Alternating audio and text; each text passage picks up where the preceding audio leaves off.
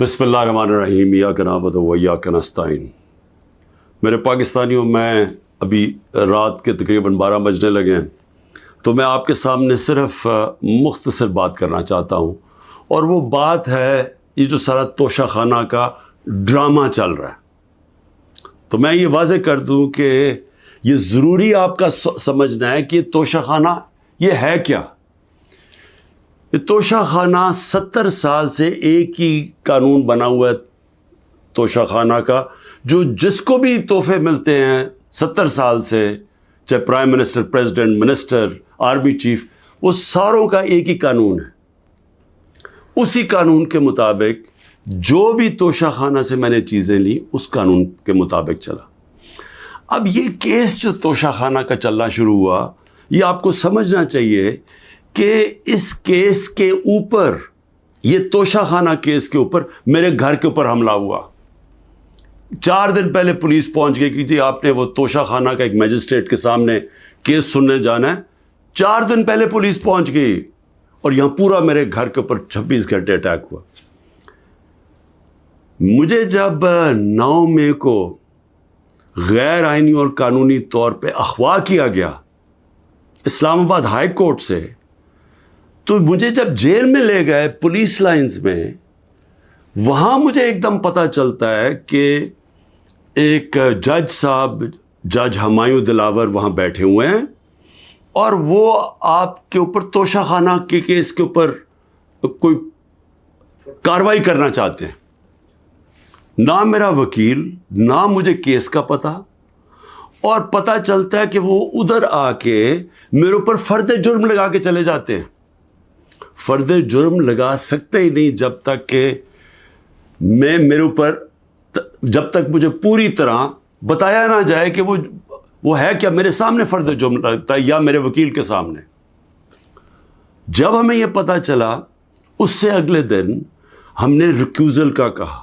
ہم نے کہا جی ہمیں ان جج صاحب سے جس طرح انہوں نے کارروائی کی ہے، ہمیں کوئی انصاف کی توقع نہیں ہے۔ یہ 11 مئی کو ہم نے کیا۔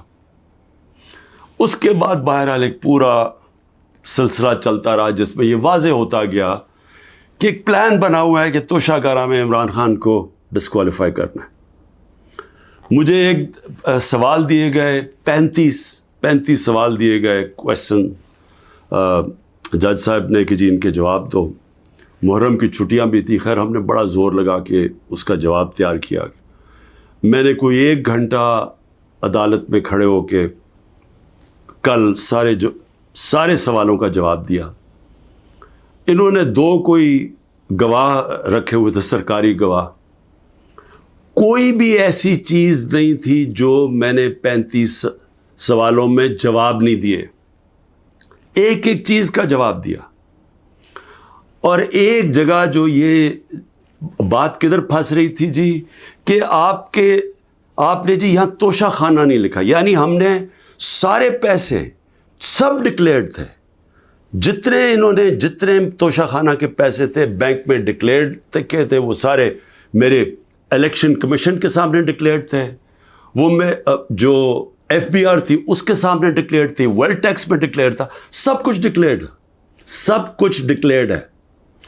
ایک جگہ پہ کہتے جی یہ پیسہ تو ہے، لیکن یہاں اس کے اوپر توشہ خانہ نہیں لکھا۔ اب یہ میرے اکاؤنٹنٹ نے بھرا ہوا تھا، 40 سال سے میری وہی اکاؤنٹنگ فرم ہے۔ تو میں نے اپنے گواہ میں لکھا کہ یہ اکاؤنٹنٹ کا کام ہے آ کے آپ کو ایکسپلین کرے، پیسے تو ہیں کہ جی اس نے توشہ خانہ پیسے کے آگے لکھا یا نہیں لکھا۔ حالانکہ وہ اکاؤنٹنٹ کلیئر ہے کہ قانونی طور پہ اس نے ٹھیک کیا۔ اب وہ اکاؤنٹنٹ نے آنا تھا۔ آج پتہ چلتا ہے جج صاحب کہتے ہیں جی 1 گھنٹے میں گواہ کو پروڈیوس کرو۔ گواہ راستے میں ہوتا ہے، کہتے اب ہم نے کینسل کر دیا، اب کوئی گواہ آپ سامنے نہیں لا سکتے۔ میں یہ سوال پوچھتا، یہ کوئی ملٹری ٹرائل ہو رہا ہے، میرا رائٹ، میرا حق ہے فیئر ٹرائل کے لیے، یعنی ایک دم گواہ کینسل کر دیے۔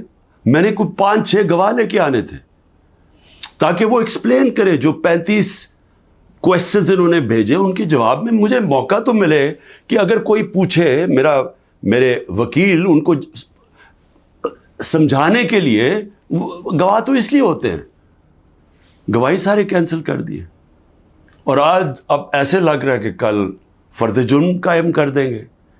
یعنی مجھے سمجھ نہیں آ رہی کہ یہ جلدی اتنی کیا ہے.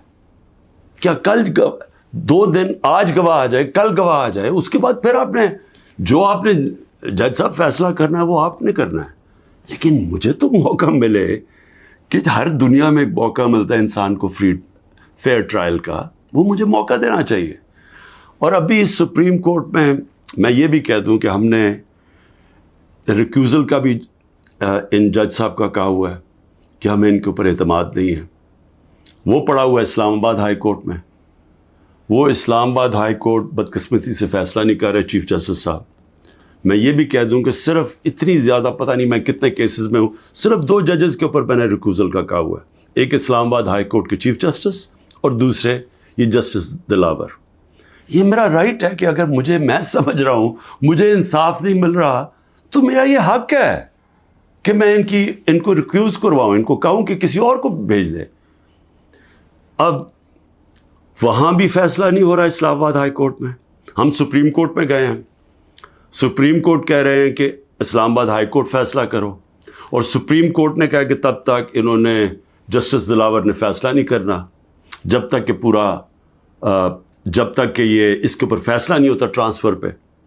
لیکن مجھے لگ رہا ہے کہ کل انہوں نے فیصلہ کر دینا ہے، اس لیے میں رات کو لیٹ آپ کے سامنے آ رہا ہوں. میں آخر میں ایک اور بات کہتا چلوں کہ فیس بک پہ 2014 میں جسٹس دلاور نے اپنی فیس بک پہ میرے اوپر ایسے ریمارکس دیے ہوئے ہیں جس سے لگتا ہے کہ وہ مجھے انصاف نہیں دے سکتے. یعنی ان کی ایک پرسنل ڈسلائک اس میں سامنے آ رہی ہے. ہم نے یہ چیف جسٹس صاحب اسلام آباد والوں کو کہا کہ دیکھیں یہ پریجوڈسڈ ہے.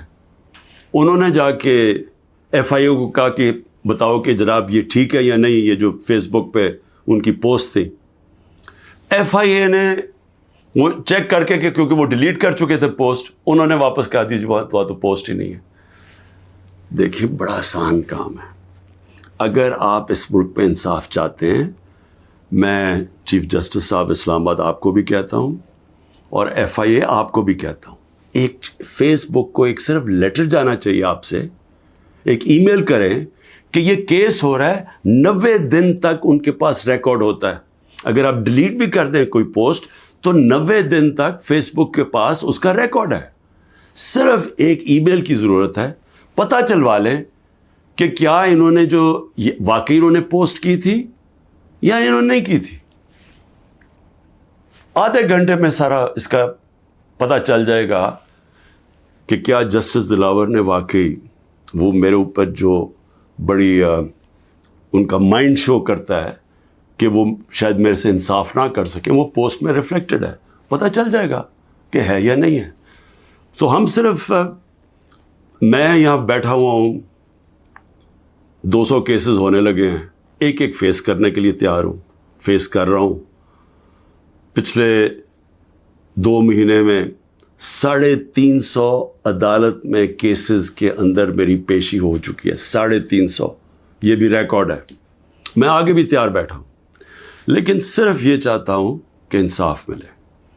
اور انصاف ملنا کوئی مشکل کام نہیں ہے.